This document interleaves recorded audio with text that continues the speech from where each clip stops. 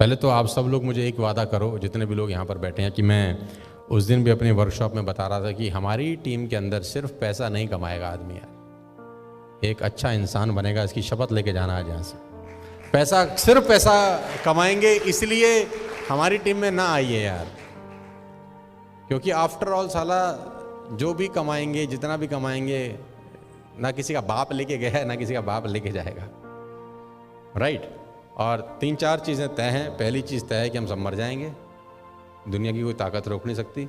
दूसरी चीज़ तय है कि जो आज एनर्जी है वो 10 साल 15 साल बाद नहीं होगी शायद। और ये भी तय है कि 150-200 साल की उम्र नहीं है ना। ये दो तीन चीज़ें फैक्ट हैं बिल्कुल। तो जो कुछ करना है अगले 4-5 साल 10 साल में ही करना है। तो जिनके पास 19 साल या 20 साल की उम्र है, आप प्रिविलेज हो यार, आप प्रिविलेज हो। अगर आपने फोकस्ड वर्किंग करी सब लोगों ने, तो आप हमको बहुत पीछे छोड़ दोगे यार। हमको तुम बहुत पीछे छोड़ सकते हो, दिल से बता रहा हूँ। आपके पास हिंदुस्तान की सबसे अच्छी कंपनी है, आपके पास हिंदुस्तान का सबसे अच्छा माहौल होगा शायद नेटवर्क मार्केटिंग करने का, आपके पास हिंदुस्तान का सबसे बड़े फार्मूलाज होंगे बिजनेस को बिल्ड करने में। हम लोगों के पास कोई स्पेसिफाइड फार्मूलाज नहीं थे। 10 चीज़ें करते थे, 2 चलती थी, 8 नहीं चलती थी। तो तुमको तो वो 2 चीज़ें बताई जा रही हैं जो 100% चलेंगी। ख़ास तौर पे जो 20 साल 21 साल 22 साल के नौजवान मुझे सुन रहे होंगे पूरे हिंदुस्तान में, आज जहाँ पर भी सुन रहे हैं। नोएडा के अंदर पिछले 4-5 महीने के अंदर 167 लोगों ने सुसाइड किया है। सिर्फ नोएडा की बात मैं आपसे कर रहा हूँ। पूरे टीवी पे अगर आप देखेंगे तो वो 2-3 न्यूज़ चल रही हैं शायद, राइट। और सिर्फ नोएडा में 167 सुसाइड हैं पिछले मार्च लॉकडाउन से लेकर 31 अगस्त तक। और बहुत सारे सुसाइड फाइनेंशियल क्राइसिस की वजह से होते हैं। आप लोगों के पास जिम्मेदारी ये तो है ही है कि आप पैसा बनाएं, इसमें कोई बुराई नहीं है, लेकिन आपके पास बहुत बड़ी जिम्मेदारी है कि आप बहुत सारे लोगों का दरवाज़ा नॉक कर सकते हैं और उसको बोल सकते हैं कि टेंशन लेने की ज़रूरत नहीं है, हम तेरे को नेटवर्क मार्केटिंग का रूप में एक बहुत बड़ा करियर दे रहे हैं जहाँ पैसे की दिक्कत नहीं होगी। और वो अगर 2 महीना 3 महीना 4 महीना ईमानदारी से बिजनेस बिल्ड करता है तो उसको एक सेकेंड सोर्स ऑफ अर्निंग मिलना शुरू हो जाएगा।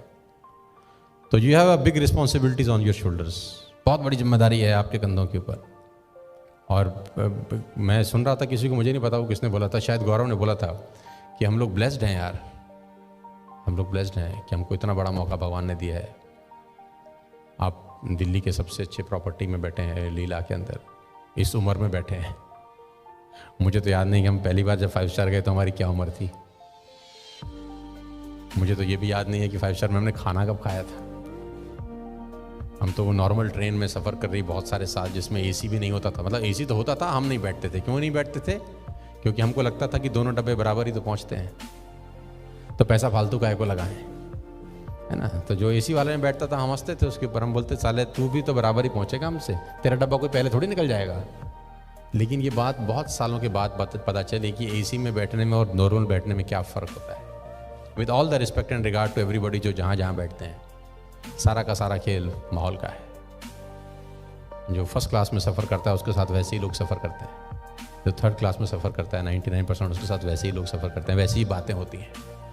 और धीरू भाई अंबानी का एक कोट बड़े अच्छे से मुझे पता है कि जब उसको पहली तनख्वाह मिली 250 रुपये की, तो वो सामने 5 स्टार होटल में जाके चाय पी के 250 रुपये तबाह करके आ गया। तो उसके साथ के कलीग ने पूछा तेरे से बड़ा बेवकूफ़ आदमी कौन है कि 250 रुपये तनख्वाह मिली है, बच्चों को नहीं देख रहा, बीवी को नहीं देख रहा, और 250 रुपये की 5 स्टार में चाय पिया है, तू पागल है क्या?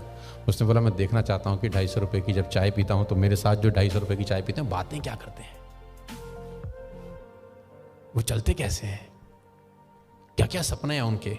और कह रहा है मात्र 250 रुपये में मुझे बहुत कुछ सीखने को मिल जाता है। ये 250 रुपये बचाऊंगा तो बचेंगे तो वैसे भी नहीं। तो सारा का सारा खेल घूम फिर के फिर माहौल के ऊपर आ जाता है। तो आपके पास प्रिविलेज है यार, और इस मौके को मत जाने देना यार, अपने हाथ से मत जाने देना। मुझे ऐसा लगता है कि हम सबको, इंक्लूडिंग माई सेल्फ, मेहनत बढ़ाने की ज़रूरत है। मुद्दे की बात कर रहा हूँ मैं आपसे। हम सबको मेहनत बढ़ाने की ज़रूरत है। हम सबको कम सोने की ज़रूरत है।